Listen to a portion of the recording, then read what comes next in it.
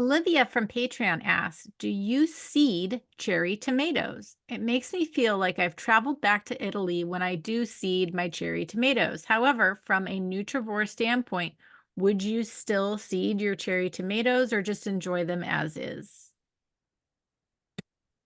Well, I had an answer to that question, and then we added from the Nutrivore standpoint, and now I'm not sure I have an answer to the question. My quick answer is I don't. I throw them into a salad, whole or halved, depending on the size. If I was doing something like making pico de gallo with them, then I would seed them just because that is part of the end texture of that recipe. But just to throw them in a salad, or I really like cherry tomatoes with steamed asparagus and pine nuts, like that combination, a little bit of like a zingy dressing. Oh, so delicious. So yeah, if I'm just eating the cherry tomatoes, I don't bother seeding them.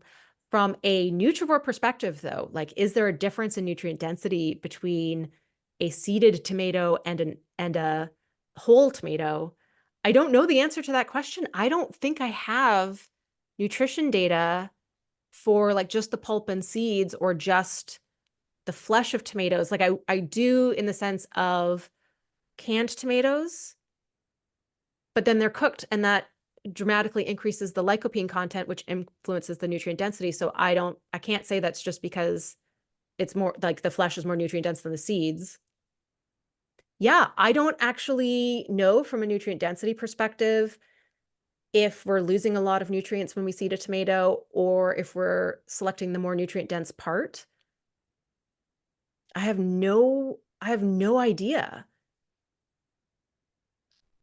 But here's the most important thing. Tomatoes are really nutrient dense and an incredibly valuable source of lycopene, which is a really health promoting carotenoid.